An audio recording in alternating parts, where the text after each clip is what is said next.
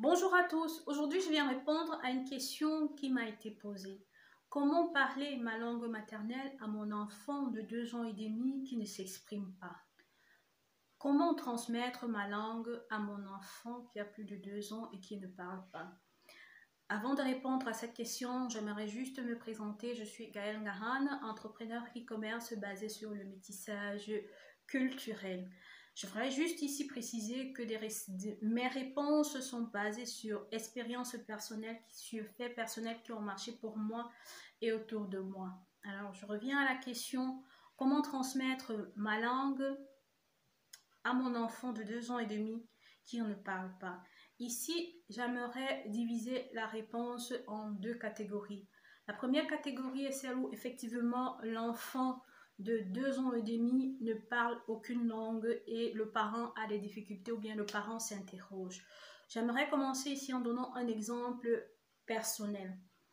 Ma fille est née lorsqu'elle avait plus de 2 ans et demi. Elle ne parlait pas. Elle comprenait tout ce que je lui disais. Quand je l'appelais par son prénom, elle répondait. Quand je lui demandais de faire quelque chose, elle le faisait.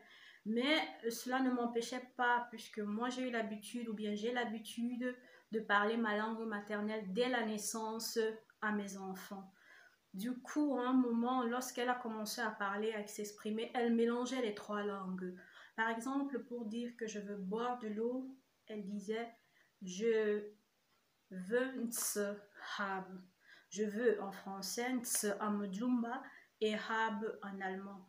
Mais au fur et à mesure, elle a su faire la différence. Pourquoi? Parce qu'elle savait que, ou elle sait qu'elle parle le Mujumba avec moi, elle parle l'allemand à la crèche ou à l'école et elle parle le français avec son papa. Donc c'est juste pour assurer les parents dont les enfants peut-être vont chez des logopèdes, dont les enfants ne parlent pas. Si votre enfant a 2 ans et demi, 3 ans, ne parle pas, c'est pas un problème. Vous pouvez quand même leur parler votre langue maternelle parce que je sais qu'il existe deux catégories d'enfants, des enfants qui parlent vite et des enfants qui parlent chez nous qu'on appelle généralement les enfants qui parlent tard, les bantouch. Alors si vous êtes dans la deuxième catégorie, n'ayez vraiment aucune crainte de parler votre langue maternelle car l'enfant il reçoit les informations, il reçoit.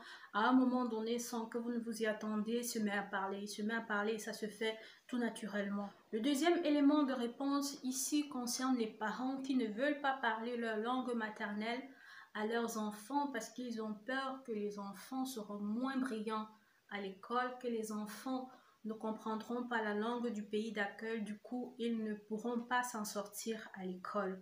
J'aimerais juste faire une petite précision. Une journée à 24 heures. Dans 24 heures, un enfant a besoin de plus ou moins de 8 à 10 heures de sommeil. Il fait 24 moins 8, il nous reste 16 heures.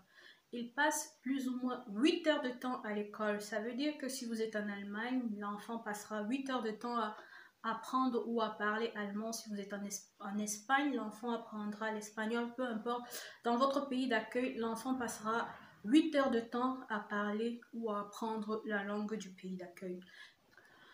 Ça veut dire qu'il vous reste 8 heures de temps de lundi à vendredi pour pratiquer votre langue maternelle avec votre enfant et le week-end, vous avez plus de temps. Alors, je trouve un peu dommage que certains parents pensent que parler leur langue maternelle à leurs enfants les empêcherait d'être plus brillants, les empêcherait d'être assez compétitifs que les enfants qui parlent correctement ou bien que des enfants natifs du pays d'accueil. Je prendrai juste un exemple pour nous autres qui sont nés au Cameroun, plein de nos papas ou de nos mamans ou de nos grands-parents ne parlent ni français ni anglais, mais cela n'empêche que nous parlions le français ou l'anglais, que nous soyons excellents à l'école.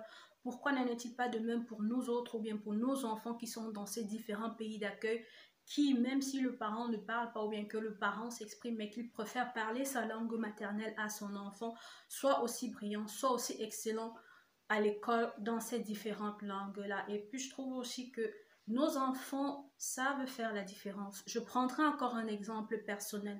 Ma fille a 3 ans et demi, quand j'allais la chercher à la crèche, elle jouait avec la langue. Comment? À l'époque, je venais la chercher à midi à la sortie. Un jour, son éducatrice me donnait le rapport. Elle a été un peu longue et ma fille avait faim. À un moment donné, elle n'en pouvait plus. Elle m'a dit en Mandjumba, maman, ce bonheur n'en sait quoi. Donc pour vous dire, maman, viens, on va, j'ai faim. J'ai dû abréger la conversation pour partir. Un autre jour, il y avait une sortie avec les éducateurs et d'autres parents de la crèche. En route, elle faisait des bêtises et à Mandjumba, j'ai essayé de la ramener à la raison. Elle a fait semblant de ne pas comprendre et devant tout le monde, elle me dit « Was sagst du, Maman? Ich habe dich nicht verstanden. » Donc pour te dire qu'est-ce que tu dis, maman, je t'ai pas comprise. Donc vous savez que les enfants, à leur avantage, jouent avec la langue. Donc je trouve ça aussi amusant, aussi fascinant de pouvoir permettre à l'enfant d'avoir plusieurs possibilités, d'avoir cette petite richesse qui est notre langue maternelle. Alors chers parents, n'hésitez pas, parlez votre langue maternelle à vos enfants, donnez-leur ces richesses, transmettez-leur ces richesses et puis voilà, ça ne peut qu'être bénéfique pour eux. Je vous remercie de m'avoir regardé, de m'avoir écouté. Si vous avez des suggestions ou des questions, posez-les-moi en commentaire. C'est avec plaisir que je vous répondrai. Au plaisir de vous revoir. Surtout, n'hésitez pas à vous abonner, liker et partager.